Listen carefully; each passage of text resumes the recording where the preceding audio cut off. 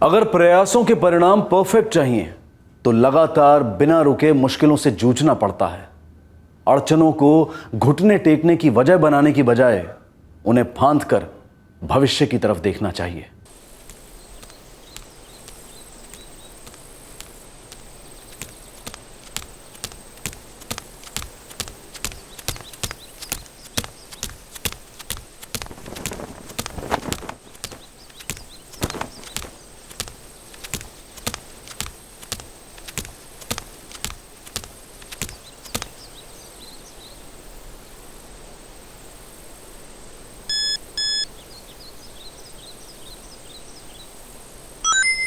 तैयार हो जा।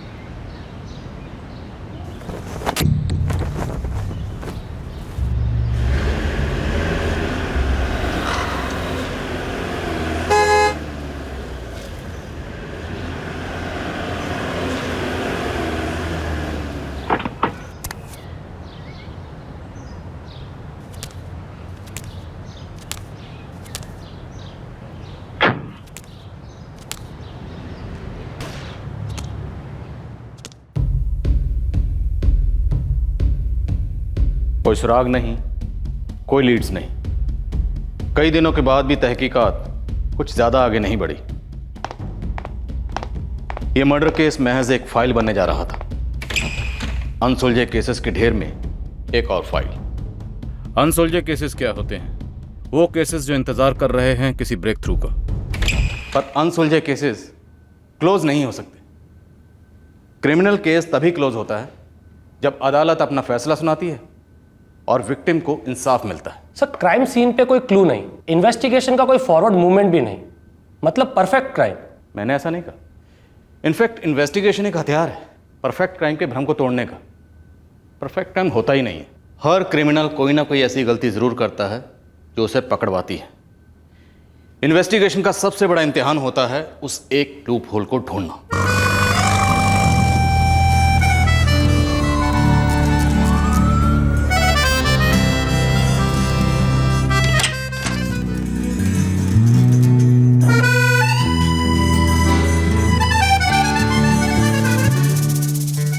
So, कैसा लगा? Very nice. आज से ये हमारा घर है। Welcome home.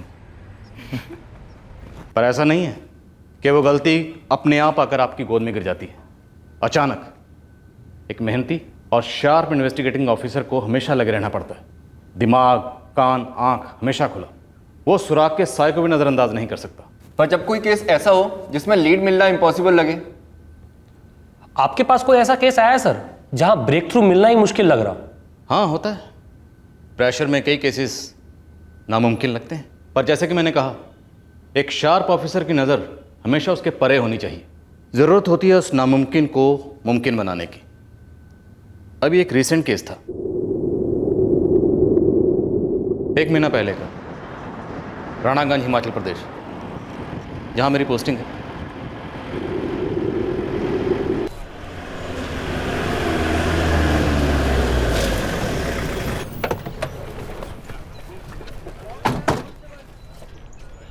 हटिए आप लोग, हटिए हटिए मैडम, हटिए।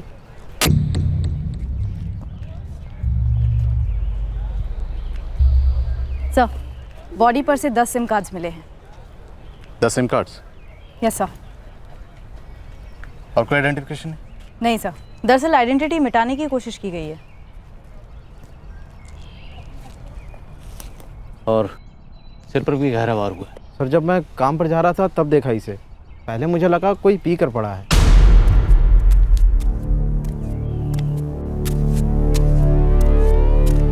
फिर जब पास गया तो ये खून देखा, तब लगा मामला कुछ और है।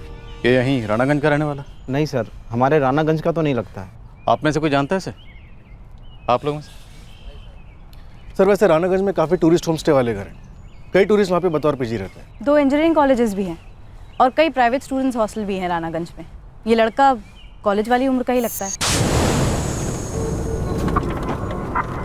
ना जी, ये मेरे यहाँ कभी नहीं रहा। यहाँ आसपास किसी और के घर में रहा हो? मैंने तो इससे पहले इसे कभी भी नहीं देखा।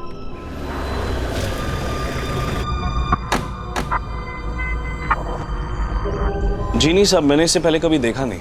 अब गिरधारी लाल से पूछिए। लॉज का नाम? वो लॉज नहीं है साहब, गिरधारी लाल स्टूडेंट लोगों के लिए हॉस्टल चलाता है।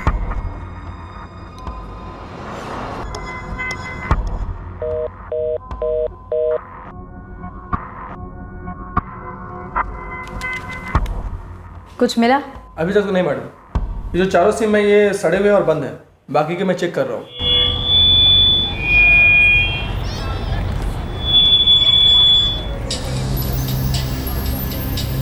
ये लड़का हमारे हॉस्टल में नहीं रहता है और ना ही कभी रहा था। कहीं और गिरधारी लाल? पता नहीं साहब, इस लड़के को तो मैंने इस इलाके में भी कभी नहीं देखा।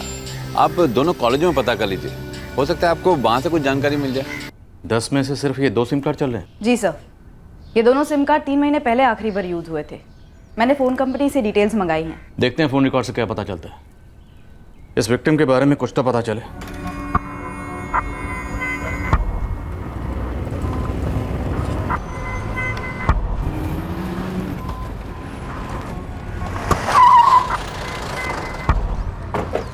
सर जी, दोनों इंजीनियरिंग कॉलेज में पता किया, पर यह बंदा कहीं का भी स्टूडेंट नहीं है। तो फिर कौन है और कहाँ का है? बाहर का हो सकता है, शायद यहाँ से गुजर रहा होगा और मार डाला गया, या फिर यहाँ लाया गया होगा मारने के लिए। लोकल तो नहीं लगता।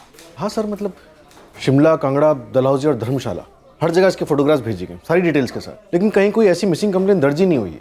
आसपास के सारे इंजीनियरिंग कॉलेजेस को भी स्कैन किया पर कुछ नहीं मिला। तो इस वक्त हमारे हाथ में 10 सिम कार्ड है जो विक्टिम की जेब से बरामद हुआ। इनमें से 8 बंद हैं और 2 एक्टिव हैं। उन सिम कार्ड्स को बतौर सुराग समझकर हम इस ब्लाइंड केस में आगे बढ़े और हर उस अंधी गली में घुसे जहां ये केस हमें ले गया।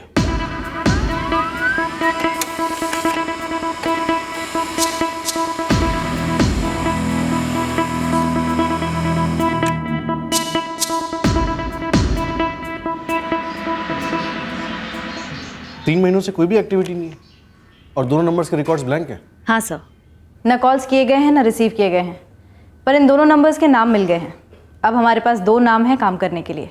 विकास गुप्ता, अमन सिंह, दोनों बठिंडा के रेजिडेंट्स। और इन लोगों के लास्ट 3 महीने के फ़ोन रिकॉर्ड्स एकदम ब्लैंक है। सर, एक मिसलीड हो सकता है हमें गुमराह करने के लिए। सुजाता, मिसलीड भी लीड ही होता है और इस वक्त हमारे हाथ में ये है तो इसी की जांच करते हैं। तुम दोनों बठिंडा जाओ, ज़रा पता करो ये अमन और विकास 3 महीने से इतने खामोश क्यों। सर,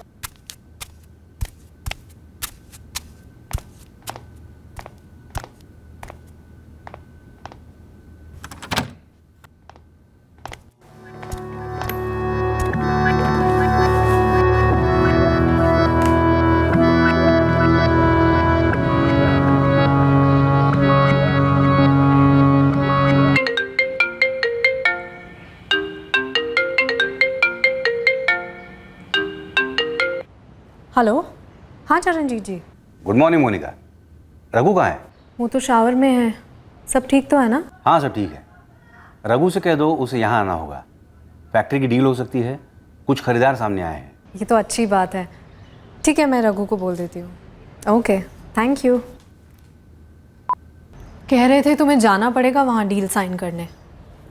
मैं बात करूँगा उनसे, पेपर्स यही भेजने के लिए बोल दूँगा। फैक्ट्री बिक जाएगी तो फंड्स आ जाएंगे, फिर हम यहीं कुछ स्टार्ट कर सकते हैं अपना। हाँ हाँ, व्हाई नॉट। तुम्हारे माइंड में कुछ है, कोई बिजनेस आइडिया, एनीथिंग? मैं सोच रही थी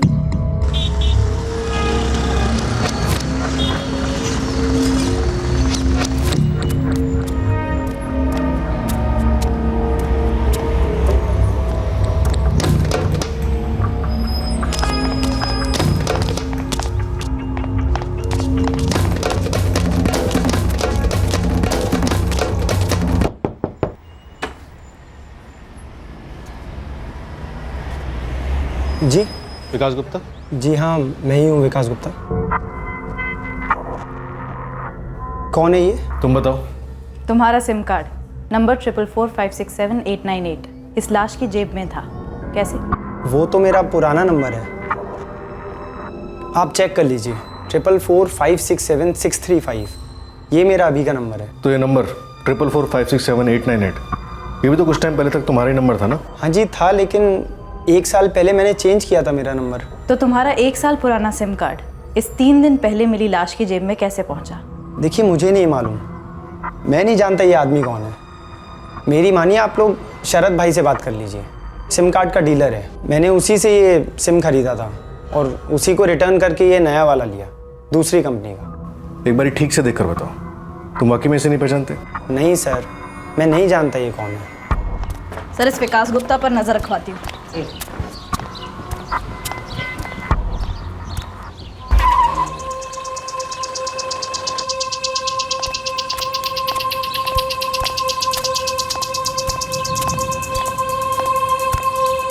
लगता है दूसरा बंदा अमन सिंह भी वही जवाब देगा जो उस विकास गुप्ता ने दिया था।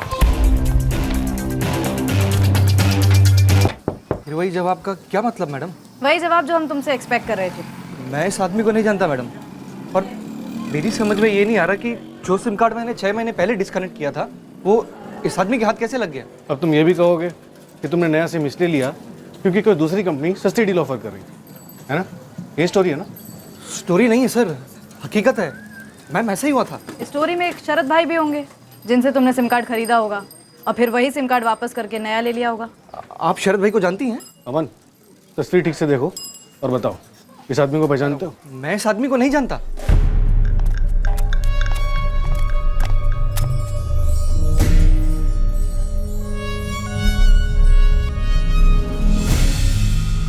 सुजाता ये जो विक्टिम है हमारा, कुछ अजीब नहीं है इसके बारे में?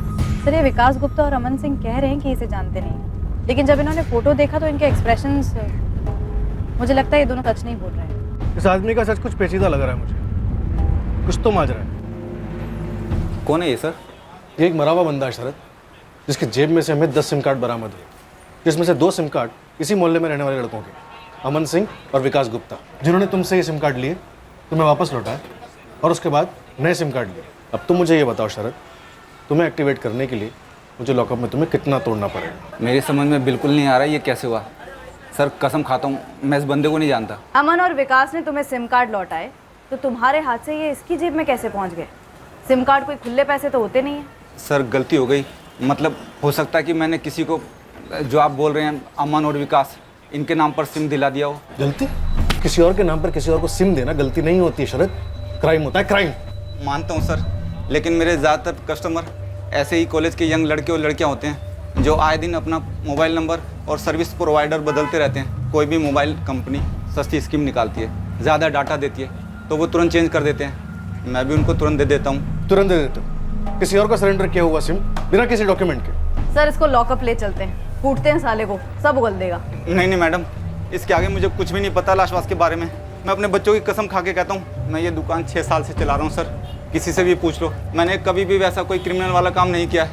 सर अगर मुझे इस बारे में कुछ भी पता होता तो क्यों छुपाता, वैसे ही बता देता ना। हमारे पास तो ऐसे किसी बंदे की मिसिंग रिपोर्ट नहीं है शमशेर जी। तो 10 में से 2 एक्टिव सिम हमें इस लाश पर से मिले, वो दोनों ही भटिंडे के 2 लड़कों के हैं। देखिए आप और मैं दोनों बहुत अच्छे से जानते हैं कि किस तरह फर्जी कागजात वाले मोबाइल नंबर कांड करने के लिए इस्तेमाल में लाए जाते हैं, और फिर हम लोग कभी कभी उन लोगों की तलाश में होते हैं जिनका केस से दूर दूर तक कोई वास्ता ही नहीं होता। हम मानते हैं शमशेर जी, लेकिन हमारे हाथ में एक मर्डर केस है और ये ब्लाइंड केस हमें आपके शहर तक लेकर आया है। अब आप लोग यहाँ तक पहुँचे ही हैं तो मैं भी कोशिश करता हूँ ये पता करने की कि ये जो बंदा है ये भटिंडे का है भी या नहीं। सर इस अमन सिंह और विकास गुप्ता की लीड्स कहीं नहीं जा रही हैं। हाँ शायद यही इरादा होगा कातिल का, इसलिए उसने विक्टिम की जेब में 10 सिम कार्ड डाल दिए ताकि एक के बाद एक डेडली टटोलती रहे पुलिस और बस गोल गोल चक्कर काटती रहे। बिल्कुल पॉसिबल है सर। फिर भी मैंने अमन और विकास के इलाके के पुलिस स्टेशन में जाके पूछताछ की, ऐसे किसी भी बंदे की कोई भी मिसिंग कंप्लेंट नहीं है। बंदा मिसिंग होगा पर मिसिंग कंप्लेंट दर्ज नहीं की गई होगी। शायद घर वाले अभी उसके लौटने का इंतज़ार कर रहे हैं, या शायद घर वाले जानते नहीं हैं कि बंदा मिसिंग है, या शायद जानते हैं कि मिसिंग है पर कंप्लेंट नहीं करना चाहते। आपको पता ही नहीं कि कहानी की शुरुआत कहाँ से हुई, आपको पता ही नहीं कि ये आदमी क्यों मारा गया, आपको पता ही नहीं कि इस कहानी की बड़ी कहानी क्या है। पुलिस इन्वेस्टिगेशन भी किसी दूसरी जॉब की तरह ही होती है, इसमें भी फ्रस्ट्रेशन हो सकती है, मायूसी हो सकती है, पर इन्वेस्टिगेटिंग ऑफिसर को अपना फोकस और पेशेंस पकड़ के रखना पड़ता है। तहकीकात तभी कंप्लीट होती है जब कहानी का पूरी तरह से खुलासा होता है।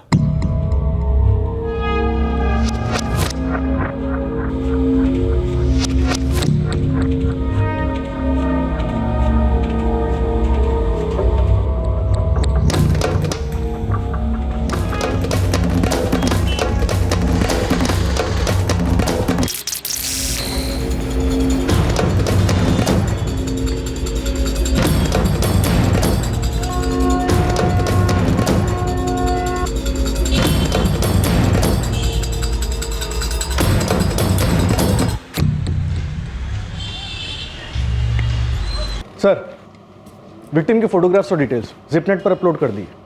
अगर भटिंडा से कोई रिस्पॉन्स नहीं आता है तो हम बाकी जगहों पर तफ्तीश शुरू कर सकते हैं। ललित, जल्दी पता लगाना होगा ये लाश किसकी है। 1 हफ्ता गुजर चुका है, शायद हमें बॉडी को क्रीमेट करना पड़े। कोई इन्फॉर्मेशन तो हाथ लगे, ये बंदा कौन था, क्यों मारा गया और किसके हाथों मारा गया। Sir,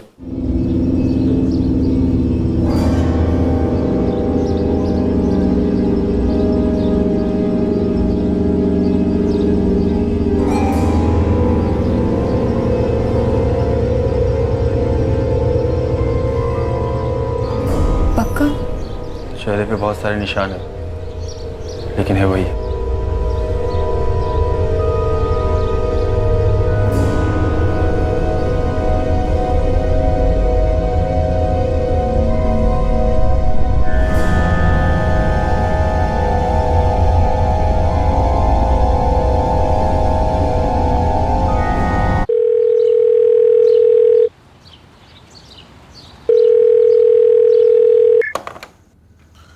राणगढ़ police station, PSI Lalit Nahar बोल रहा हूँ। सर जी मैं भटिंडा से बोल रहा हूँ, हरजीत गिल। जी बोलिए। सर जी वो आप लोगों ने हमारे मोहल्ले में पोस्टर लगाए है ना? हाँ, आप जानते हो कुछ उस आदमी के बारे में? जी सर जी, मुझे लगता है वो मेरा छोटा भाई लकी है।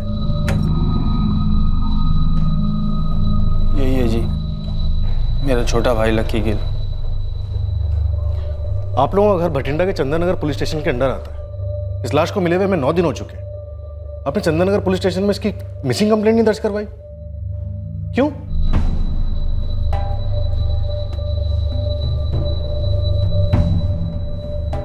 लकी वैसे काफ़ी अनलकी मालूम होता है। वो अपने घर से कहीं जाने के लिए निकलता है और वहाँ पहुँचता नहीं, और आप लोगों को कोई खबर ही नहीं। वो इतने दिनों से गायब है और आप लोगों ने उसकी मिसिंग कंप्लेंट तक नहीं लिखवाई। वो नंबर क्या है लकी का? सर जी, लक्की का फ़ोन नंबर तो हम में से किसी के पास नहीं है। मतलब आप बाप हैं और आप भाई, बड़े भाई ना, तो आपके पास फ़ोन नंबर नहीं होगा तो किसके पास होगा? पता नहीं जी, लकी हमें कभी कुछ बताता नहीं था। ऐसा क्या करता था जो बताता ही नहीं था? वो भी तो नहीं बताता था जी, बस काम की तलाश में रहता था हमेशा। और जब भी उससे पूछते कहाँ जा रहा है तो कहता कि काम ढूंढने जा रहा हूँ। अब कहाँ चल रही है पुत्र? जी बाहर जाते वक्त मत टोका करो, बोला ना आपको। लेकिन जा कहाँ रहा है बोलता क्यों नहीं? हर बारी आप यही पूछते हो और हर बारी मेरा जवाब वही होता है। काम ढूंढने जा रहा हूँ पापा जी, इस बार शायद मिल जाए कुछ। पर तेरा काम है कहाँ? शिमला। खुश जाऊँ अभी?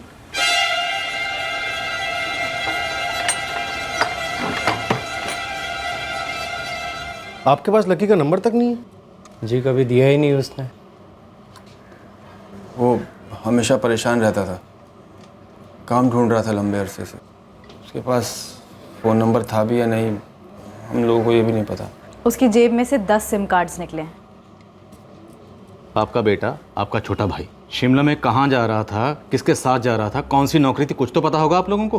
सर जी शिमला बोला यही बड़ी बात है। घर तो वो समझो रात को सोने आता था, मैं थोड़ा बहुत खावा लिया और ना कोई बात ही नहीं होती थी उससे। बहुत परेशान रहता था हमेशा काम को लेकर, एकदम गुमसुम। बेटा तो अब रहा नहीं, जीते जी तो उसे समझ नहीं पाए, वो चला गया, वो भी इस तरह।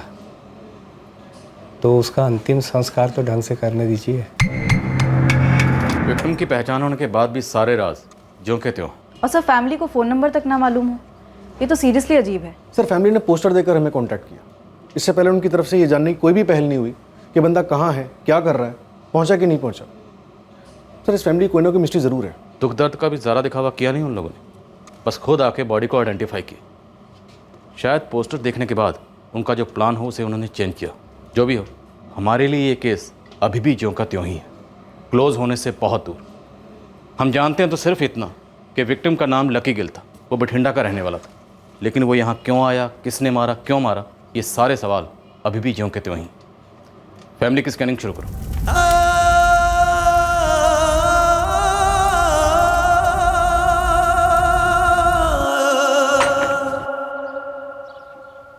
जी हम रानागंज पुलिस स्टेशन से हैं। लकी गिल को किसने मारा? जो कुछ भी पता था बता तो दिया हमने। नहीं, सब कुछ नहीं बताया। आपसे ज़्यादा तो आपके पड़ोसी ने बताया हमें। बता रहे थे काफ़ी बदनाम था आपका लड़का, गलत काम करता था। करता होगा शायद, पर हमें कभी बताया नहीं, ना हमें पता था उसके लाइन के बारे में। आप माँ हैं उसकी, कुछ बोलेंगी नहीं? लकी को कभी कुछ बोल ही नहीं पाए। वो सुनता कहाँ था, ना कुछ बोलता था। अब तो सुनने बोलने के लिए कुछ रह भी नहीं गया। बहुत कुछ रह गया। लकी अब चाहकर भी कुछ नहीं बोल सकता और हम उसके सुन नहीं सकते, लेकिन हम जानना चाहते हैं कि लकी को क्यों मारा गया। आप में से किसी को नहीं पड़ी है ना ये जानने की कि लकी को किसने मारा और क्यों? इंसाफ नहीं चाहिए आप लोगों को? मैडम, हम खुद सामने आए ना उसकी पहचान करने के लिए, लाश भी क्लेम की, हो गया सब कुछ। जो भी जज्बात थे, जो भी दुख था, सब बह चुका है इतने सालों में। हम चाहते तो सामने आते ही नहीं। तो एहसान नहीं किया आपने। अगर आप सामने नहीं आते तो हम आपके सामने आ जाते। इतना समझ लीजिए आप लोग, एक कत्ल हुआ है जो एक संगीन जुर्म है। उसके बारे में हमें कुछ नहीं पता, बस हमारा बेटा था, इसके अलावा हमें उसके बारे में कुछ भी नहीं पता।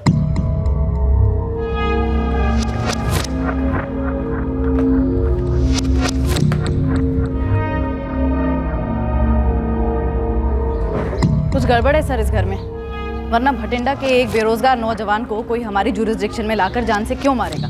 कुछ और है इस केस में। एक मिनट, ये सिम कार्ड वाला अमन सिंह हमें घूर रहा है।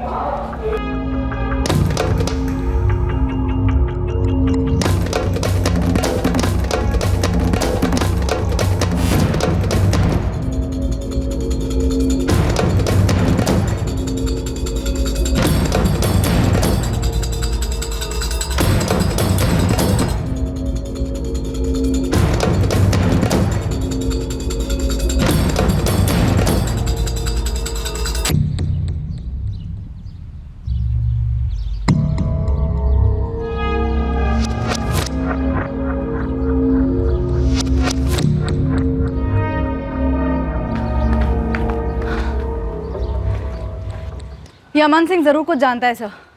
ये केस कुछ और ही है। ये लकी किल कैरेक्टर था, स्टोरी है इसकी कोई जबरदस्त।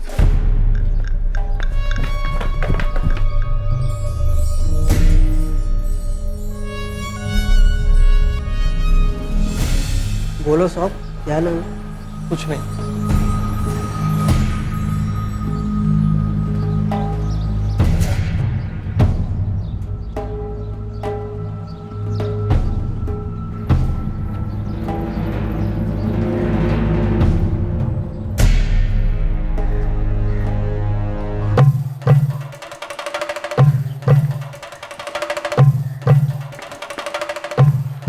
तुझे तो पहले ही तोड़ना चाहिए था। अब तोड़ देते हैं सर, कौन सी देर हो गई है?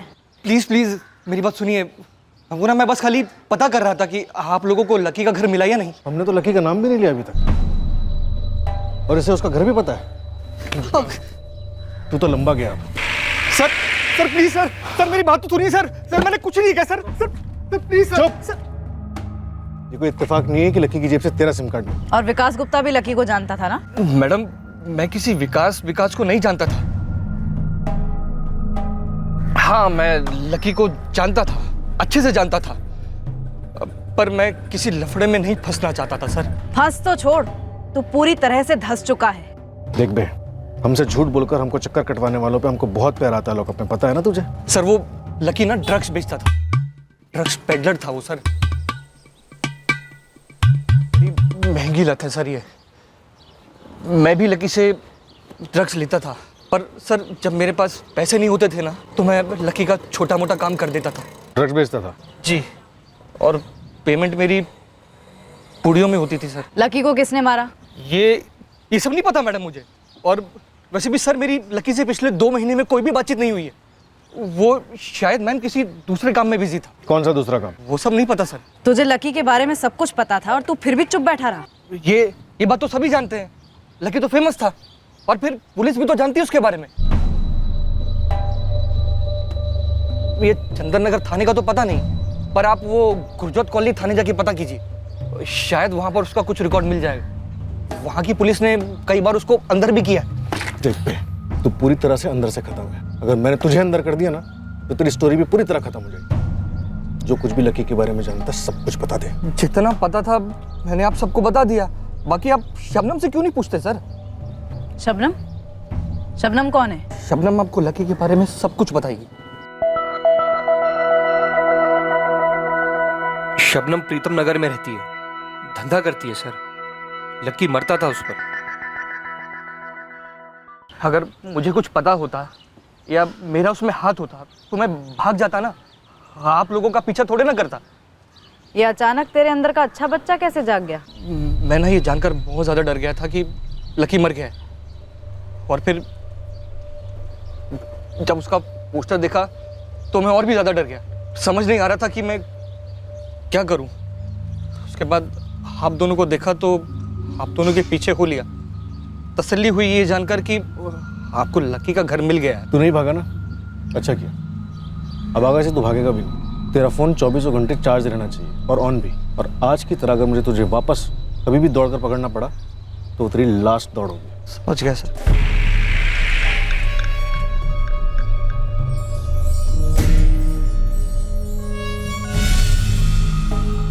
सुजाता, मैं गुरजोत कॉलोनी पुलिस स्टेशन जा रहा हूँ। तुम इस शबनम कैरेक्टर से मिलो। जी सर। केस खुल रहा है सुजाता। अब इस लकी की स्टोरी का दूसरा अध्याय शुरू हो रहा है।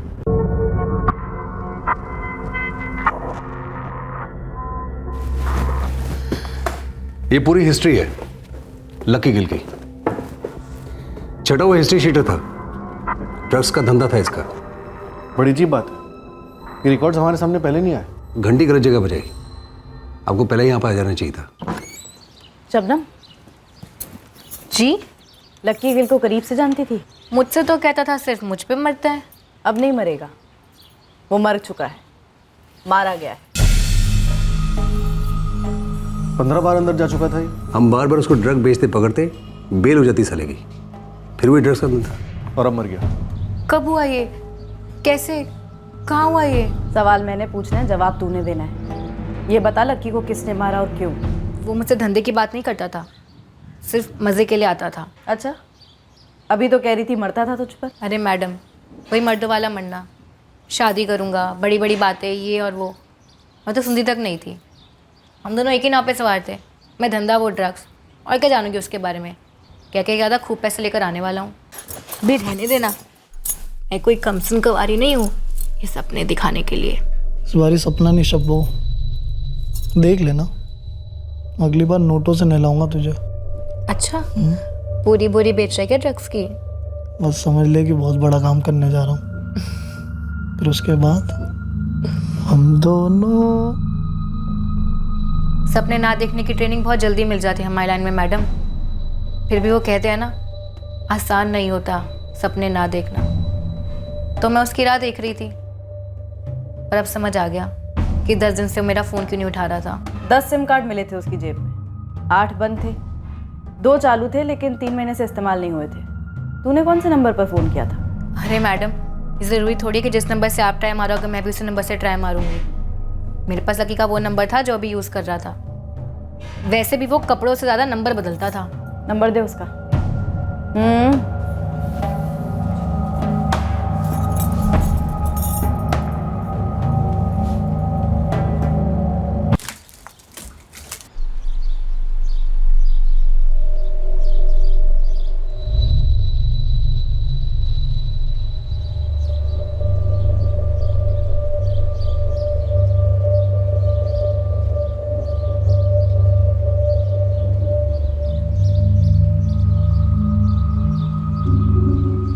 ये लकी गिल का क्रिमिनल बैकग्राउंड इस मर्डर मिस्ट्री को और भी गहरा कर रहा है। और मुझे ऐसा क्यों लग रहा है कि इस मिस्ट्री में कोई और भी हिस्ट्री छुपी, ड्रग्स से भी बड़ी। सर, लकी के करंट नंबर के कॉल रिकॉर्ड आते ही इस कहानी के और भी पन्ने खुलेंगे। देखते हैं कहाँ ले जाते हैं पन्ने। एक ड्रग्स बेचने वाला हिस्ट्री शीटर, आखिर ऐसा कौन सा बड़ा हाथ मारने वाला था?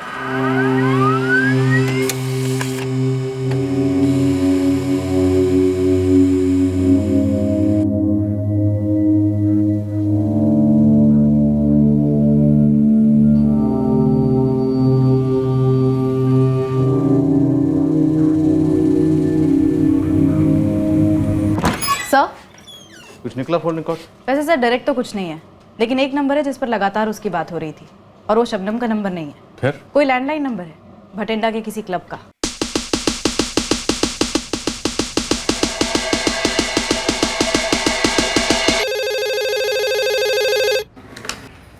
हेलो, जेके रिक्रिएशन क्लब। लकी गिल का नाम सुना है? आप? पुलिस। जी सुना तो है। इस क्लब से हमें कोई ऐसी लीड मिल सकती है जो हमें उसके कातिल तक पहुंचे।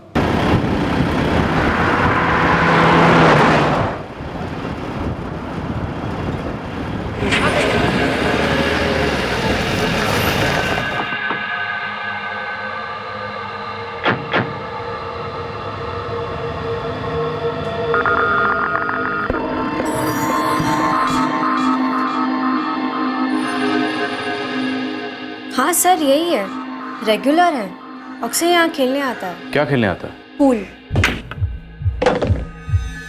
Yes yes. किसके साथ खेलता था? इसका कोई फ्रेंड है? हम उससे बात करना चाहते हैं। सर आप मंजीत से बात कर सकते हैं, वो दोनों अक्सर साथ में आते थे और साथ ही में खेलते थे। अब तो खेल या ना खेल कोई फर्क नहीं पैंदा, because the champion is here बेटे।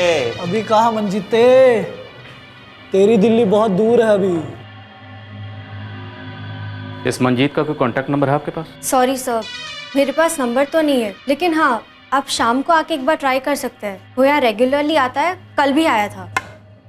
हाँ, अब बताओ, where is the champion? Where जी वेयर? हियर। कोई ठहर जा काके, अभी गेम खत्म नहीं हुई है।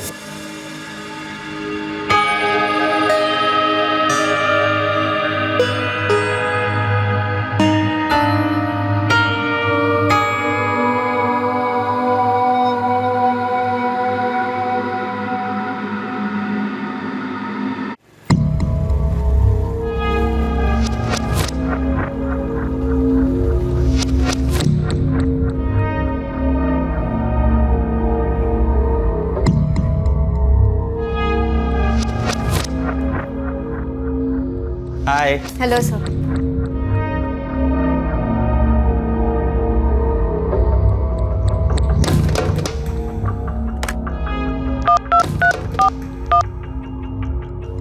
Hello.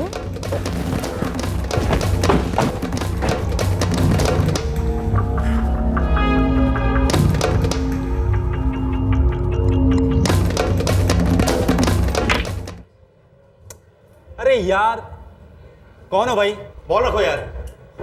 Police, Ranaganj police station, Himachal Pradesh. क्या हो गया सर? लकी गिल मारा गया। उसका बैकग्राउंड हमारे सामने है। वो क्या करता था, कहाँ रहता था, उसके माँ बाप कौन थे, सब। मंजीत अरोड़ा, तो भी लकी गिल को अच्छी तरह से जानता था। मैं जानता था लकी को, लेकिन मुझे सच में नहीं पता कि लकी को किसने मारा और क्यों। ऐसी कोई खास दोस्ती यारी नहीं थी हमारे बीच। बस यहाँ पूल खेलने आता था, पूल खेलते थे तो दोस्ती हो गई। हमने यहाँ का रजिस्टर चेक किया है। लकी गिल अपने घर वालों से भी ज़्यादा वक्त तुम्हारे साथ गुजारता था। दिखाएं रजिस्टर, तेरी दोस्ती के सारे रिकॉर्ड हैं उसमें। लकी गिल ड्रग्स बेचता था, उसकी कुंडली तो हमने निकाल ली। अब अगर तुमने कुछ छुपाया ना या झूठ बोलने की कोशिश की तो तेरी कुंडली निकालने में भी हमें ज़्यादा वक्त नहीं लगेगा। मुझे मालूम है कि लकी ड्रग्स बेचता था, लेकिन मेरा दूर दूर तक कनेक्शन नहीं है ड्रग्स के साथ। वो तो खतरों से खेलता था सर, लेकिन मैं बस पूल खेलता था उसके साथ। कभी कभार एक आध बार बियर पी ली होगी साथ में, लेकिन उसके बाद वो अपने रास्ते और मैं अपने रास्ते। अच्छा किया तूने बता दिया कि तू उसके साथ पीता भी था। लकी गिल 10 दिन से गायब था और वो तुझे 12 दिन पहले मिला था। इतने दिन वो यहाँ आया नहीं, तेरे साथ पूल नहीं खेला, तो तुझे उसकी याद तो आई हो, मिस तो किया हो। लकी गिल को कांटेक्ट करने की कोशिश तो की होगी ना तूने? कहाँ सर? सर लकी अपनी मर्जी का मालिक था, वो जो भी करता अपनी मर्जी से करता था। मुझे मालूम है कि 12 दिन पहले मेरी उससे बात हुई थी और उसके बाद नहीं हुई, पर जैसा मैंने आपको बताया हमारी कोई ऐसी दोस्ती यारी तो थी नहीं कि मैं उसको फ़ोन वोन करूं पूछने के लिए कि कहाँ गया। सर मुझे कहाँ ले जा रहे हैं सर? सर मैंने कुछ किया ही नहीं है sir. Sir sir sir sir sir sir sir sir sir sir sir sir sir मुझे जो मालूम है सर लकी के बारे में मैं आपको सब बता दूंगा सर, लेकिन मुझे सच में नहीं पता कि लकी का मर्डर किसने किया और क्यों किया है। तुझे सीधे सीधे सच बोलने का एक मौका दिया था पर तूने नहीं बोला। अब तुझे लॉकअप में ले जाकर उल्टा लटकाएंगे, देखते हैं तेरा सच कैसे बाहर नहीं आता। Sir sir sir sir sir sir बताता हूँ सर सर सर बताता हूँ मैं। बोल। लकी ड्रग्स बेचता था, और ये सबको पता है। मगर कुछ टाइम पहले लकी ने मुझे कुछ ऐसी बात बताई, अब वो पता नहीं वो सच थी या झूठ, मगर जो लकी ने कहा ना सर, वो सुन के मैं डर गया। क्या बात है लकी, बड़े दिनों से तू ही पिला रहा है। बहुत पैसे आ गए हैं क्या? एक बार भी डच के लिए नहीं पूछा? लकी ना अभी सच में लकी हो गया। तू ऐश कर और मंगाओ गले। क्यों भाई, कोई बहुत बड़ा डील वील कर लिया है क्या तूने? डील वील तो हुई है, ड्रग्स वग्स बेचने की नहीं। उससे जो आता है ना, उससे सिर्फ हाथ का मेल साफ होता है। अब की बार जो हाथ लगाया ना, बहुत दूर ले जाएगा मुझे। क्या बे, बता ना क्या किया तूने? उस हफ्ते के पहले दारू का पैसा हम दोनों बराबर बांटते थे, आधा आधा। मगर उस हफ्ते में तो लकी मानो एकदम दिलदार हो गया था। आगे बोल मंजीत, क्या बताया था लकी ने तुझे? लकी ने उसने एक बहुत बड़ा कांड किया था। कांड? मर्डर।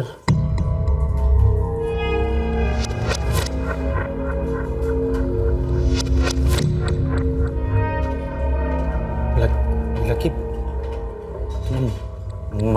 मर्डर मंजीत, जैकपॉट है, जैकपॉट। किसका मर्डर? अब किसका ये मत पूछ। तूने पूछा क्या डील है, मैंने बताया ना तेरे को, बताया ना।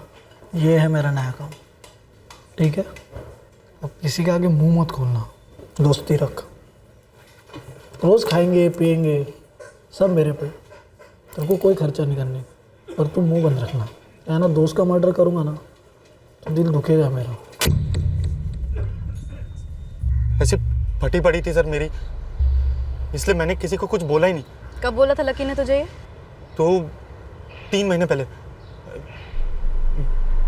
हाँ जुलाई में। लकी ने किसका मर्डर किया था? पता नहीं सर, उसने जो मीठी धमकी दी, उसके बाद मेरी हिम्मत ही नहीं हुई कि उससे कुछ पूछूं। और सर मैं बस पूल खेलता हूँ यहाँ, दारू भी पीता हूँ, मगर ड्रग्स छूता भी नहीं हूँ सर। और जैसे ही मैंने लकी का पोस्टर देखा सर, मेरी सर सोचा जाकर बोल दूं, मगर पता चला पीछे से मुझे कोई कुछ कर दे तो। कोई और था जो उसके साथ काम करता था? उसकी कोई गैंग थी? किसके लिए ड्रग्स बेचता था लकी? अपने बिजनेस के बारे में ना लकी ने कुछ बोला और ना मैंने कुछ पूछा उससे। तूने लकी का पोस्टर देखा तो चुप रहा। तू हमारे पास नहीं है, फिर भी हम तुझ तक पहुंच गए। अब अगर भागने की कोशिश करेगा तो तेरा वो हाल करेंगे कि तेरा पोस्टर भी नहीं छपेगा। मैं कहाँ जाऊँगा सर, यहीं मिलूँगा। और अपना फ़ोन ऑन रखना। हाँ सर।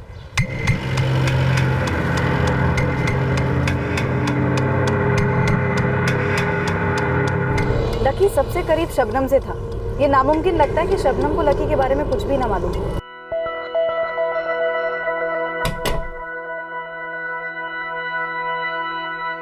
ये मंजीत अरोड़ा शायद और भी बहुत कुछ जानता है जो उसने अभी हमें बताया नहीं। ये लकी की फैमिली वाले शायद हमें पूरी बात नहीं बता रहे। सर लकी की माँ कमला कुछ बताना चाह रही थी, लेकिन फादर ने बात बीच में ही काट दी। लकी को कभी कुछ बोल ही नहीं पाए। सुजाता, उनसे अकेले में बात करो। लकी गिल ड्रग पैडलर था। मंजीत अरोड़ा जिस मर्डर की बात कर रहा था, कहीं उस मर्डर का ताल्लुक लकी गिल के मर्डर से तो नहीं? समय थाने में लकी की सिर्फ यही एक फाइल है। सब इंस्पेक्टर नागर इसको चेक कर चुके। लकी पर मर्डर चार्ज कभी लगा ही नहीं। सागर, तुम्हारा खबरी भरोसेमंद तो है ना? जी सर, भटिंडा का पुराना चावल है।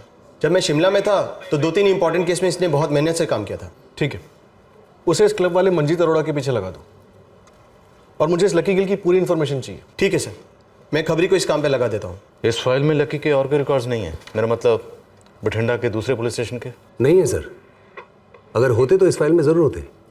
सर मैं एक काम करता हूँ, मैं एक टीम लगाता हूँ इन सारे ड्रग पेडलिंग गैंग्स के पीछे। ये गैंग्स अपने अपने इलाकों को लेकर बहुत सख्त हैं। लकी ने अगर किसी और के इलाके में माल बेचा होगा तो गैंग वार में शायद मारा गया होगा। मारा तो हमारे इलाके में गया, और मुझे वो बंदा चाहिए जिसने मेरे इलाके में ये मर्डर किया।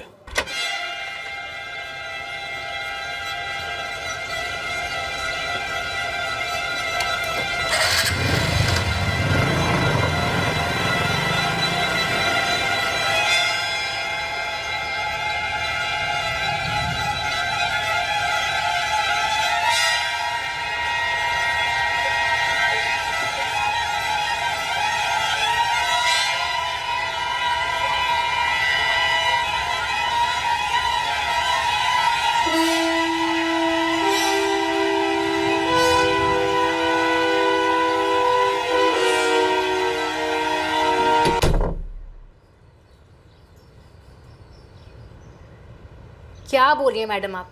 मुझे नहीं पता लकी ने किसका मर्डर किया। मुझे तो ये भी नहीं पता कि लकी ऐसा कर सकता है। वो ड्रग्स बेचता था, सिर्फ इतना मुझे पता है। देखो शबनम, लकी किसी के मर्डर में इन्वॉल्व था, ये हमारे पास पक्की खबर है, और अब उसका मर्डर हुआ है। हमें लगता है इन दोनों बातों में कोई कनेक्शन ज़रूर है। अरे मैडम, मैंने अभी आपको बताया कि लकी मुझसे सिर्फ इतना कहकर गया था कि वो कहीं से पैसे लेने जा रहा है। किस बात के, कहाँ से, ना मैंने उससे पूछा ना उसने मुझे बताया। और इसके अलावा मुझे कुछ भी नहीं पता मैडम। आप मुझसे बार बार वही सवाल पूछ रही हैं। सर, ये 4 फाइलें हैं जुलाई महीने की, सभी मर्डर केसेस हैं इसमें। आपने चेक की? जी सर, मैंने 2 बार चेक किया, लेकिन कोई भी केस में लकी गिल का नाम नहीं है। रख दो। जी सर।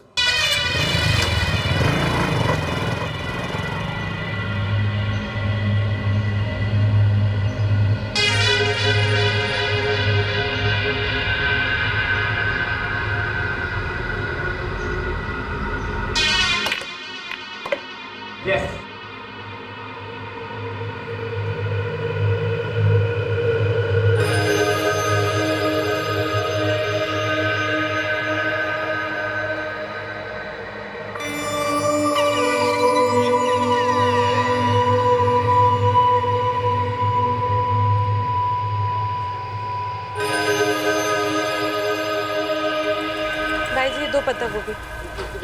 लौकी कैसे दिए? 1 ये भी दे दो। कमला जी, आपके बेटे लकी ने किसको मारा था? मेरे बेटे ने किसी को नहीं मारा है। आपको पता है, लकी शिमला किसी काम से नहीं गया था, पैसे लेने गया था। किससे? वो आप बताइए।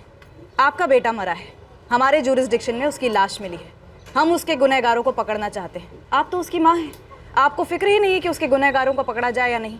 कहीं ऐसा तो नहीं कि आपके एक बेटे ने दूसरे बेटे को मार दिया हो, हरप्रीत ने, और इसलिए आप चुप हैं? नहीं। तो फिर आपके पति सतेंद्र ने? मैंने कहा ना नहीं।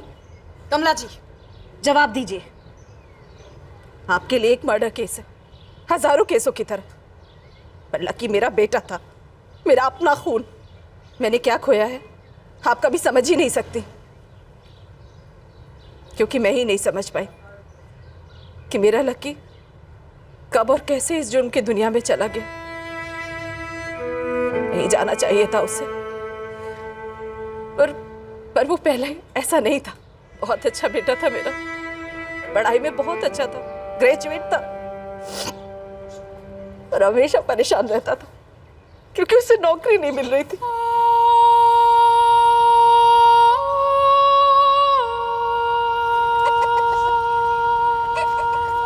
लकी, आ गया तू? कैसा रहा इंटरव्यू पुत्र? अरे बोल ना, कैसा रहा इंटरव्यू? मेरी आंखों के सामने उसे मायूसी के अंधेरे में धंसते हुए देखा मैंने। हम लोग कभी समझ ही नहीं पाए कि लकी को उस मायूसी से कैसे बाहर निकालें।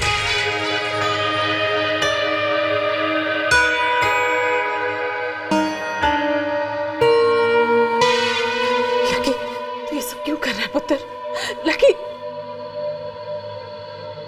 पता ही नहीं चला कि वो कब और कैसे हमसे इतना दूर चला गया। ऐसे क्यों हो गया, जैसे हम उसे कभी जानते ही नहीं थे। मैडम जी, लकी सिर्फ हमारे घर में जन्मा था, पर हमें उसके बारे में कुछ नहीं पता था। हम आपसे क्या छुपाएंगे, हमसे खुद ही छुपा हुआ था। वो खोया रहता था मेरा बेटा, पहले मायूसी, फिर जुर्म की दुनिया में। उसका मर्डर हुआ या उसने किसी को मारा, हम कुछ नहीं जानते, तो हम आपको बताएंगे क्या? सर, मंजीत का पिछले 3 दिनों से पीछा किया जा रहा है। या तो ये बंदा एकदम क्लीन है, या फिर इतना मैला कि सारे मैल को छुपाए बैठा। सर, मंजीत के कॉल रिकॉर्ड्स में तो कोई मेल नहीं है। 2 बार स्कैन किया, शक करने जैसी कोई बात नहीं है। हो सकता है मंजीत झूठ बोल रहा हो कि लकी ने कोई मर्डर किया है। बठिंडा में जुलाई में जितने भी कत्ल हुए सबकी फाइलें मैंने खंगाली, किसी भी फाइल में लकी के नाम का कोई जिक्र नहीं। सर, हो सकता है केस फाइल में उसका जिक्र ना हो, पर शायद कोई इनडायरेक्ट कनेक्शन हो। ललित, जितने भी मर्डर सस्पेक्ट थे सबकी क्वेश्चनिंग की, रिजल्ट 0। और बठिंडा के जितने भी ड्रग गैंग थे सबसे पूछताछ की, कड़ी पूछताछ, फिर भी रिजल्ट 0। कहीं से भी लकी गिल के मर्डर या दुश्मनी का कोई एंगल नहीं बन रहा। सर, हो सकता है लकी पैसे लेने गया हो, पैसे लिए हों और लौट रहा हो, और किसी ऐसे आदमी ने उसे मार दिया हो जो उसे जानता तक नहीं था। शायद इसलिए हमें लीड नहीं मिल रही। मान लेते हैं कि रैंडम किलिंग थी, फिर भी मारने वाले की कोई ना कोई हिस्ट्री जरूर रही होगी। मैंने इलाके के सारे स्टेट टीचर से पूछताछ की, जो रिटायर हो चुके हैं उनसे भी, लेकिन रिजल्ट जीरो। लकी गिल एक क्रिमिनल था जो हमारे एरिया में मारा गया। कहीं से कोई लीड नहीं, कोई सुराग नहीं। तो क्या इस केस को अनसुलझा केस मान लें? हमारे एरिया का मर्डर केस अनसॉल्व। एक इन्वेस्टिगेटिंग ऑफिसर ये कभी नहीं चाहेगा कि उसकी टेबल पर एक अनसॉल्व केस की फाइल पड़ी रहे। केस चाहे कोई भी हो, कैसा भी हो, पर मन में एक बात रह जाती है कि हमने परफेक्ट क्राइम होने दिया। फिर उस केस में आपने क्या किया? आप तो डेड एंड पर थे, फिर कौन सा नया एंगल सोचा आपने? मर्डर वाला एंगल। लॉजिक ये था कि लकी मर्डर केस में हमें कोई लीड नहीं मिल रही थी। अब अगर लकी ने जो मर्डर किया हो उसमें हमें कोई लीड मिलती है तो हमारे प्रिंसिपल केस में भी लीड मिलती है। तो अब हम निकल पड़े उस मर्डर केस की तलाश में जो शायद लकी ने किया हो और जो हमारे ही केस की तरह अनसॉल्व हो। क्या कोई ऐसा मर्डर केस हो सकता है जो हमारे इस केस की तरह अभी तक अनसॉल्व हो? लकी गिल ने मंजीत अरोड़ा को जुलाई में बताया था कि उसने एक मर्डर किया। तो हो सकता है जून या जुलाई का कोई ऐसा मर्डर हो जिसमें लकी गिल शामिल तो था और उसका नाम कभी सामने नहीं है। मतलब कि एक अनसॉल्व्ड केस फाइल।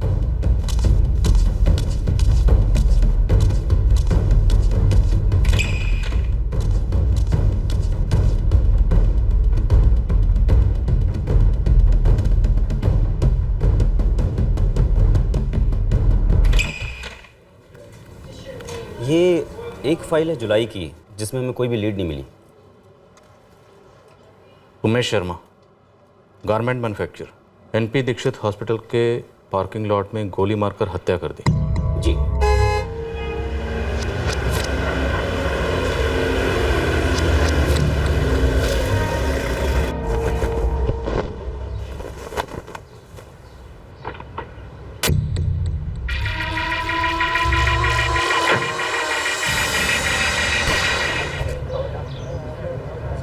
तीन राउंड गोलियां चली और तुम्हें आवाज़ तक नहीं आई?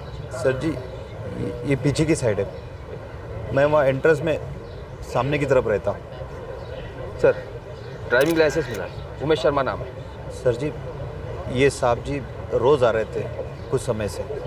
इनका कोई एडमिट था आईसीयू में। Sir, deluxe ward room number 6। इनके फादर हरकिशन शर्मा एडमिट है। इनके कोई रिश्तेदार हैं तो बुला दीजिए।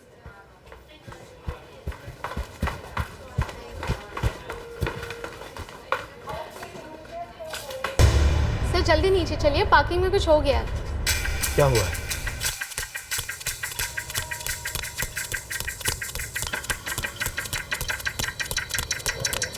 एक मिनट हटिए।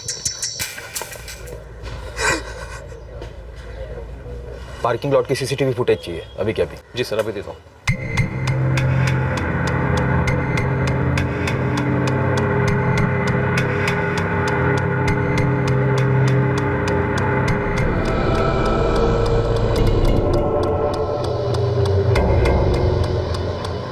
हत्यारे का चेहरा ढका हुआ था, इसीलिए ये केस हम लोग सॉल्व नहीं कर पाए। और इस सीसीटीवी फुटेज के अलावा हमारे पास कोई और लीड थी नहीं। पार्किंग लॉट में एक भी आई विटनेस नहीं था। हमने सारे हिस्ट्री शीटर से पूछताछ की पर कोई भी इस नकाबपोश कातिल को पहचान नहीं पाया। शायद ये बंदा जानता था कि हॉस्पिटल प्रीमाइसेस में सीसीटीवी लगा हुआ, इसलिए इसने अपना चेहरा ढक रखा होगा। जी। और इसे ये भी मालूम होगा कि विक्टिम उमेश शर्मा अस्पताल आएंगे अपने बीमार पिता से मिलने के लिए। उमेश के पिता जो आईसीयू में एडमिट थे वो भी गुजर गए। जी, उमेश शर्मा के कत्ल के 2 हफ्ते बाद।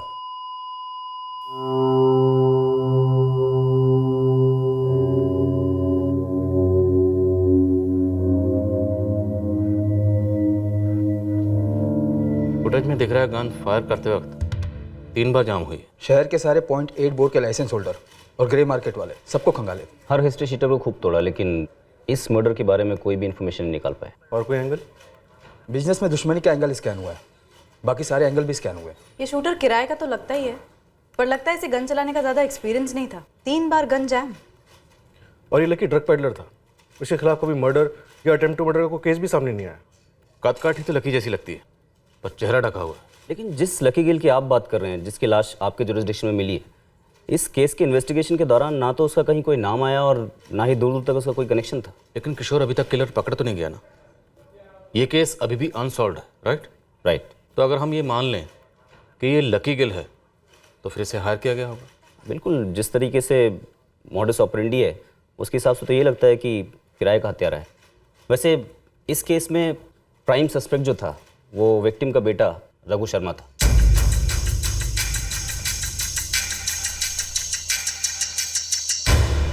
रघु शर्मा सस्पेक्ट लिस्ट में सबसे पहला नाम बन गया, क्योंकि जिस जिससे बात हुई सभी का कहना था कि बाप बेटे के बीच ज़बरदस्त अनबन थी। दुनिया भर में पूछने की क्या ज़रूरत थी, सीधा मुझसे ही पूछ लेते।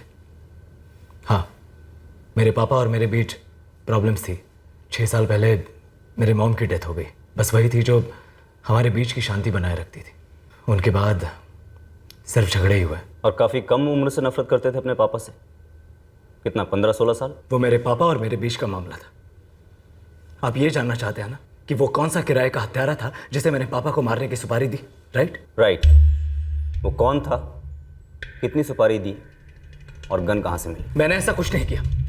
जो भी अनबन थी हमारे बीच, बट आफ्टर ऑल वो मेरे पापा थे। और अनबन कौन सी फैमिली में नहीं होती, हाँ, लेकिन हमारी फैमिली में हम दोनों ही तो थे, बस पापा और मैं। दादा तो जा रहे थे हमसे दूर। हम दोनों दादा को खोना नहीं चाहते थे। उन्हें बचाने की पूरी कोशिश की हमने। प्यार था हमारे बीच। जी आप सही कह रहे हैं इंस्पेक्टर, काफ़ी खफा थे उमेश जी रघु से। देखिए, आप फैमिली लॉयर हैं, आप बता सकते हैं, क्या ये रघु उमेश जी का कत्ल करवा सकता है? ये तो मैं नहीं बता सकता, लेकिन ये बात सच है तो मुझे शौक भी नहीं लगेगा। और अगर ऐसा ही हुआ है तो इस बात का पता तो आप ही लगा सकते हैं। लेकिन इस अनबन की वजह क्या थी? इतने गुस्सा क्यों थे उमेश जी रघु से? लाइफस्टाइल, ये रघु के सारे तौर तरीके, फिजूल खर्च। हाँ, मैंने इंस्ट्रक्शंस दिए कि मेरी परमिशन के बिना तुम्हें कोई कैश नहीं दिया जाएगा, आज से, अभी से। पर क्यों पापा, इसकी क्या जरूरत है? कारण पूछने की हिम्मत रखते हो रघु? मेहनत से कमाए हुए पैसे जब कोई दूसरा अय्याशी में उड़ा देता है तो दर्द कमाने वाले को होता है। मैं कोई दूसरा हूं? और कौन सी अय्याशी पापा? आज अगर दोस्तों के साथ एंजॉय नहीं करूंगा तो कब करूंगा? नशा और जुआ एंजॉय नहीं होता है रघु। रघु देखो, उमेश जी सही कह रहे हैं, नशा और पापा और मेरी बात हो रही है पर्सनल, आप ना ही पड़े बीच में। तमीज रघु, मेरा फैसला पक्का है। तुम काम करना शुरू करो, अपनी जिम्मेदारियों को समझो। पापा आपको क्या मिल रहा है मेरी इस तरह से इंसल्ट करके, मुझे बेसिक जरूरतों के लिए मोहताज करके? फिजूल खर्च जरूरत नहीं होती है रघु, और अगर इंसल्ट हो रही है ना तो वो मेरी हो रही है, मेरी मेहनत की हो रही है, मेरे काम की हो रही है, मेरे नाम की हो रही है। तुमने शराब पीकर गाड़ी चलाई, खंबे में ठोक दी गाड़ी। कोई बड़ा केस हो जाता तो क्या होता? शुक्र मनाओ कोई मरवर नहीं गया, वरना क्या हश्र होता तुम्हारा। मैं तुम्हें इस तरह अपनी जिंदगी बर्बाद करता हुआ नहीं देख सकता, और ना ही तुम्हारी वजह से किसी और की जिंदगी बर्बाद होने दे सकता हूं। उनके बीच की अनबन कभी खत्म ही नहीं हुई, बल्कि और बढ़ गई जब रघु ने शादी कर ली मोनिका से। जब आपका जवाब ना ही होता तो आपसे पूछो ना पूछो क्या फर्क पड़ता है? शादी मजाक नहीं होता है रघु। कौन है ये लड़की? बैकग्राउंड क्या है इसका? प्यार करती है मुझसे, मैं भी प्यार करता हूं उससे, और मैं जानता था कि आप उसे एक्सेप्ट नहीं करेंगे, इसलिए हमने फैसला कर लिया। पहले शादी कर ली, फिर आपके सामने आ गए। ठीक है, तुम बालिग हो, एक बड़ा फैसला लिया है तुमने, अब अपनी जिम्मेदारी निभाओ। जाओ अपनी पत्नी के साथ, बनाओ अपनी जिंदगी, अपना घर। जाओ। आप मुझे इस घर से निकाल रहे हैं? ना, तुम्हें इस घर के काबिल बना रहा हूं। जाओ, मेहनत करो, साबित करो कि तुम ये घर, मेरा बिजनेस, इस खानदान को ढंग से हैंडल करने के काबिल हो। तब शायद हां, शायद तुम्हें मुझसे कुछ मिल सके। हाँ, पापा ने अपनी सारी प्रॉपर्टी, पैसा ट्रस्ट में देने की बात की थी, और ये सब तो आपको एडवोकेट चरणजीत से पता चल ही गया होगा।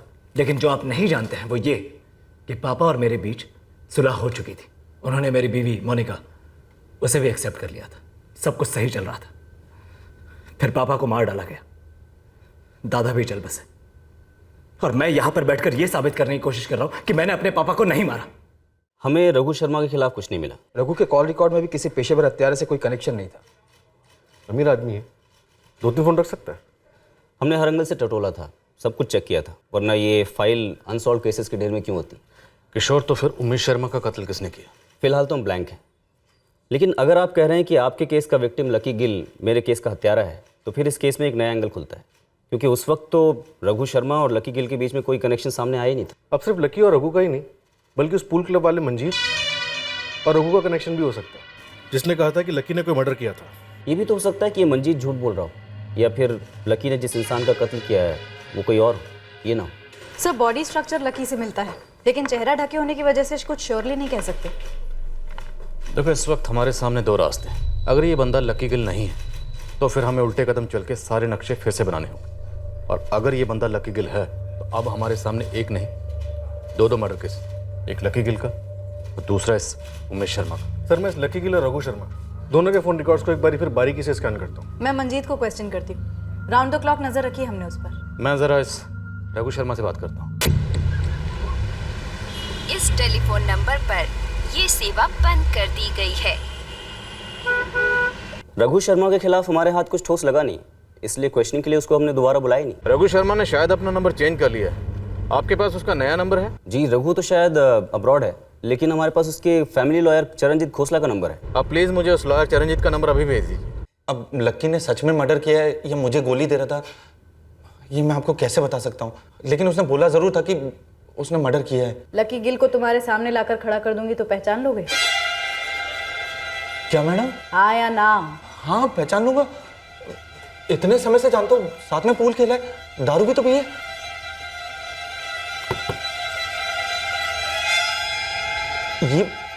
ये शायद लकी है, क्योंकि मैंने इसको ना ऐसा जैकेट पहने हुए देखा था। चल चैंप, दिखा ऐसा स्ट्राइक। एनपी दीक्षित हॉस्पिटल के पार्किंग लॉट में 14 जुलाई को रघु शर्मा के फादर उमेश शर्मा का मर्डर हुआ। ये वहां के सीसीटीवी फुटेज से लिया है। मतलब लकी ने इस उमेश शर्मा को... जानते थे उमेश शर्मा को तुम? मैं कैसे जानता था उन्हें? रघु शर्मा से मिले थे? क्या बात कर रहे हो मैडम, मैं कैसे मिल सकता हूँ इन्हें? मैंने तो ये दोनों नाम भी पहली बार ही सुना है।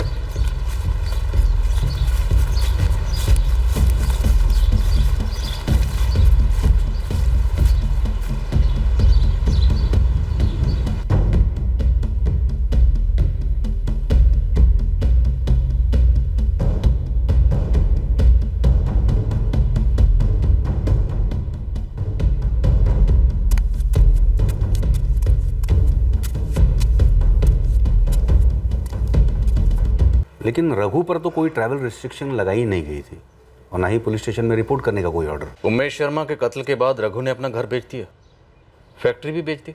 हाँ, क्योंकि रघु को फैमिली बिजनेस में कोई इंटरेस्ट था ही नहीं। वो तो पहले से ही एब्रोड जाके सेटल होना चाहता था। ये जो प्लान था फैक्ट्री और घर बेचने का, ये मर्डर करवाने के पहले बनाया गया या पहले मर्डर करवाया गया बाद में ये प्लान बनाया गया? इंस्पेक्टर साहब प्लीज़, आप एक वकील से बात कर रहे हैं।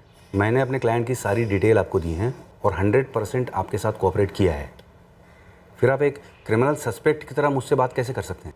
क्या अपने पिता उमेश शर्मा का कत्ल रघु ने करवाया था? मैंने पहली इन्वेस्टिगेटिंग टीम को रघु और उसके पिता के बीच जो टेंशन थी उसके बारे में सब कुछ बता दिया था। अब जब उन्हें उसके खिलाफ कुछ नहीं मिला तो मैं क्या नया बता सकता हूँ आपको? रघु का सिंगापुर का एड्रेस और फ़ोन नंबर? हाँ, अभी ले लीजिए। रघु को इस बारे में इन्फॉर्म मत कीजिएगा कि हम एक ऐसे केस की तहकीकात कर रहे हैं जिसका ताल्लुक उसके पिता के मर्डर से हो सकता है।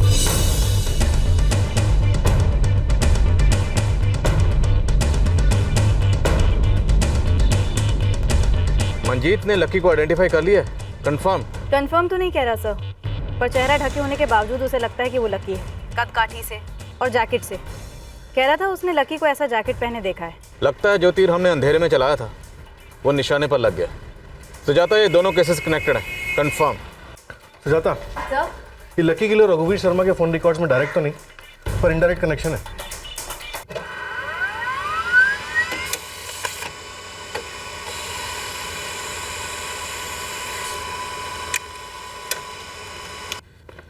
सर, ये 3 महीने के रिकॉर्ड्स हैं।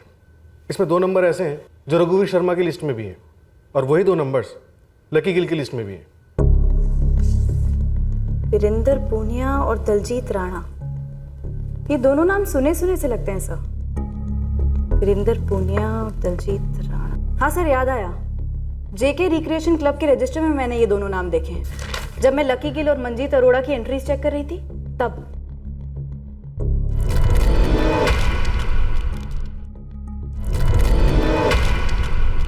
हाँ सर, वहीं देखे मैंने ये दोनों नाम। हो सकता है मंजीत अरोड़ा ने हमें पूरा सच ना बताया। मंजीत अरोड़ा, मुझे तुम्हारा वो पूल टेबल वाला गेम तो नहीं खेलना आता, लेकिन इस लॉकअप में इस टेबल पर हम भी एक गेम खेलते हैं। तुम्हारी वो पूल स्टिक से नहीं बल्कि इस डंडे से। अब ये तुम पर डिपेंड करता है कि ये डंडा तुम कहाँ खाओगे।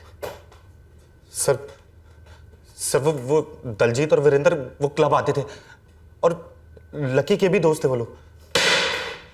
उमेश शर्मा और लकी गिल को किसने मारा और क्यों? मुझे कुछ नहीं मालूम है। ये वीरेंद्र, दलजीत और लकी के बीच में क्या पक रहा था मैं नहीं जानता हूं सर। मुझे ये भी नहीं मालूम है कि उनका उमेश शर्मा के मर्डर केस के साथ क्या ताल्लुक है। मैंने तुझसे पूछा था कि तू रघु को जानता है कि नहीं, तूने मना किया था। हाँ तो मैं अभी कौन सा कबूल कर रहा हूँ मैडम। मैं सिर्फ लकी को जानता हूँ और दलजीत और वीरेंद्र के साथ हाय हेलो है, बाकी मुझे कुछ नहीं मालूम है। ये वीरेंद्र और दलजीत कहाँ मिलेंगे?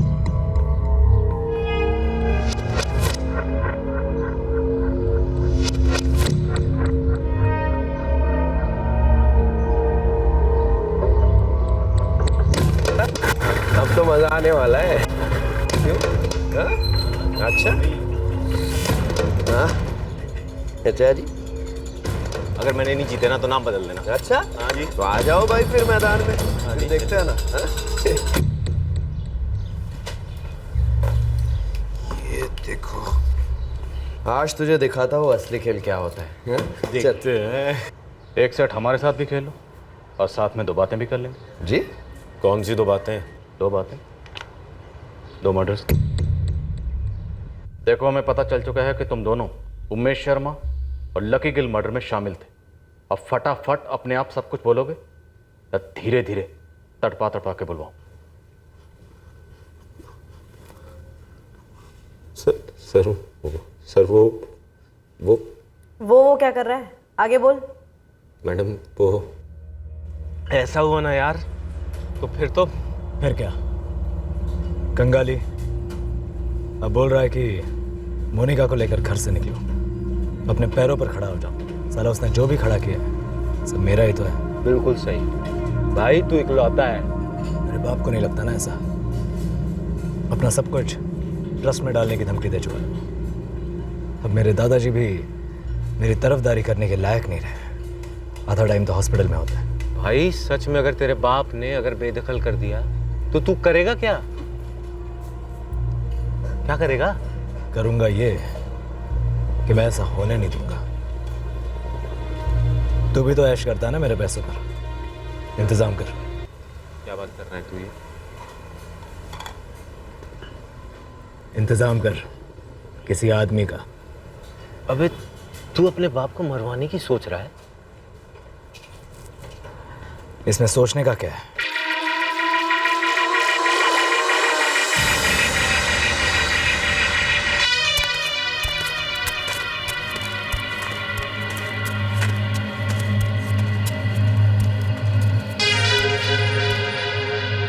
दलजीत को तो तू जानता ही है रघु, ये हमारा फ्रेंड लक्की है। ये करेगा? कितनी सुपारियां उठाई आज तक? ये पहली होगी। अगर पैसे तगड़े दोगे तो उठा लूंगा। 4 लाख दूंगा। एनपी दीक्षित हॉस्पिटल की पार्किंग में काम करना होगा। मेरे दादा वहां एडमिट है। पापा उन्हें देखने रोज आते हैं। वहां की सारी कोऑर्डिनेशन मैं करूंगा। हॉस्पिटल में सीसीटीवी कैमरा होता है। गमछा भी तो होता है फेस कवर करने के लिए। लेकिन मारेंगे कैसे? गन से। मैं दूंगा। गोली चली तो आवाज भी तो होगी। गन पे कपड़ा भी तो डाल सकते हैं, आवाज दबा सकते हैं। गन कहाँ से खरीदी? खरीदा नहीं सर, रघु के घर पर ही था, उसके पापा का। लाइसेंस भी है उसका। क्या? ये कैसे हो सकता है? हमने सारे लाइसेंस गन चेक किए थे। रघु के एक साथीदार ने कबूल किया है कि पिस्टल रघु घर से लेकर आया था, उसके फादर की लाइसेंस पिस्टल। सर ये रही हमारी रिपोर्ट। उमेश शर्मा की भी गन चेक हुई थी, पर उनकी गन 0.9 बोर की थी और उन्हें जो गोलियां मारी गई वो 0.8 बोर की हैं।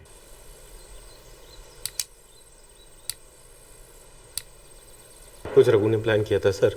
0.9 की गन के लिए 0.8 के कार्ट्रिजेस वही खरीद के लाया था सर। इसलिए फायरिंग करते वक्त गन इतनी जाम हुई थी। और रघु बड़ी चालाकी से हॉस्पिटल में पहले ही मौजूद था। वो लकी से और तुम दोनों से कोऑर्डिनेट कैसे कर रहा था? वो उसको पता था उसके पापा फैक्ट्री से घर और फिर शाम को उसके दद्दू को देखने हॉस्पिटल जाएंगे। वो सब देख रहा था। कहाँ से देख रहा था? हॉस्पिटल से? हाँ जी सर। रघु ने अपने घर की सीसीटीवी अपने टैबलेट से कनेक्ट करके रखी थी।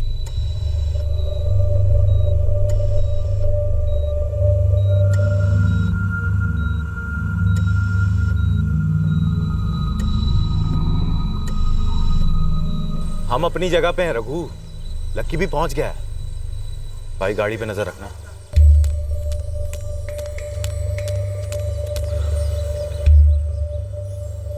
आ रही है।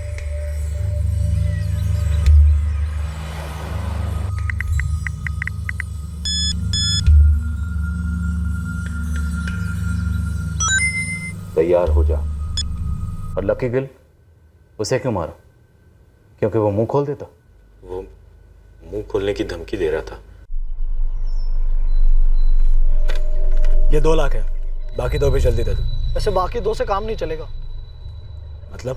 यार ये ना कभी आपने ना उस दलजीत ने ना वीरू ने बताया कि आप आपके बाप का रास्ता साफ करके करोड़ों पे ऐश करने वाले हो।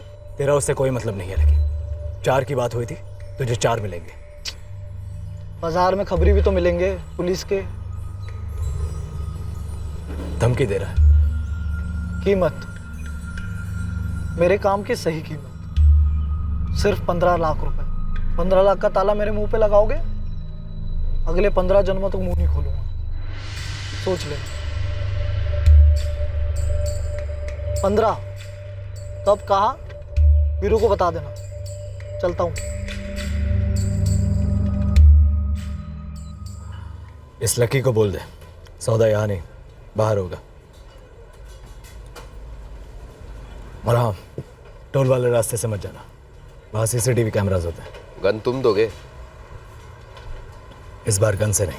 रघु हमें 15 लाख रुपए दे रहा था जो लकी उससे मांग रहा था। रघु को डर था कि लकी उसके लिए खतरा बन जाएगा। आज 15 मांगा है, कल 50 मांग लेगा।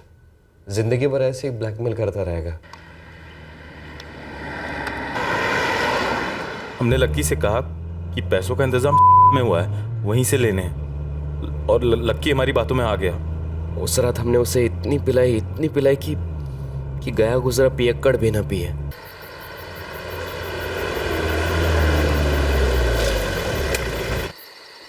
ये सही जगह है।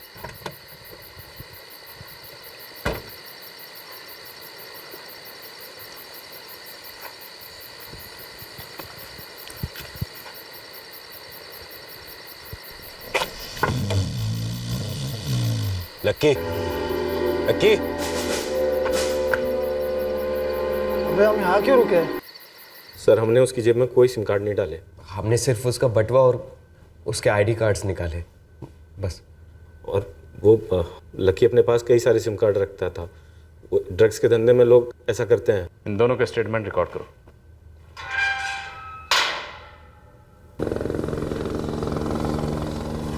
मैं समझा नहीं, आप कहना क्या चाहते हैं? यही रघु शर्मा कि तुम्हें विदेश जाने से रोका नहीं गया, तो इसका मतलब ये नहीं कि तुम बच चुके हो। ओह, फिर वही पुरानी बात। पुरानी बातें बहुत पुरानी हो चुकी हैं रघु शर्मा। आज की ताज़ा खबर यह है कि वीरेंद्र पुनिया और दलजीत राणा दोनों ने अपने जुर्म कबूल कर लिए और बयान रिकॉर्ड करवा दिए।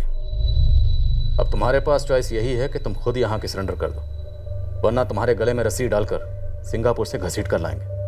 तुम्हारे बैंक अकाउंट्स, क्रेडिट कार्ड्स सब फ्रीज हो जाएंगे। ज़्यादा सोचो मत रघु शर्मा, आ जाओ।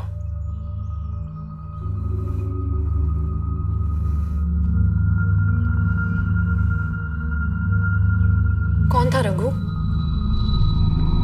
किसका फोन था? मोनिका, पापा को मैंने ही मरवाया था। What?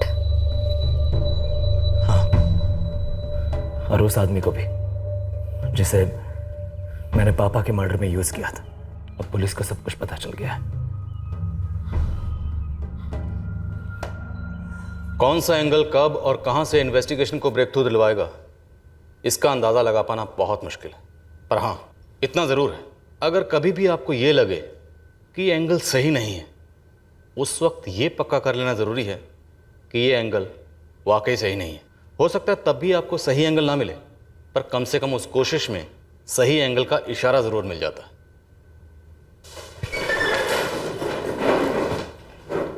Perfect crime is a myth जो तहकीकात में हमारी अपनी खामियों और गलतियों की वजह से होती है। बस आप अपनी गलतियों को पहचानते रहिए और उन्हें सुधारते रहिए। जय हिंद। रघु के पिता उमेश शर्मा के कत्ल के लिए रघु शर्मा, दलजीत राणा, वीरेंद्र पूनिया और लकी गिल पर आईपीसी की धारा 302 के तहत हत्या के लिए, धारा 120 बी के तहत क्रिमिनल कॉन्स्पिरेसी के लिए और आर्म्स एक्ट के चार्जेस लगाए गए हैं। रघु शर्मा को सिंगापुर से वापस लाने के प्रयास शुरू हो चुके हैं। इस प्रक्रिया में वक्त लग सकता है। फिर मुलाकात होगी अगले एपिसोड में एक और चौंका देने वाले केस के साथ। क्राइम पेट्रोल के और भी दिलचस्प कहानी देखने के लिए हमारे चैनल को सब्सक्राइब करें और बेल आइकॉन दबाना न भूलें।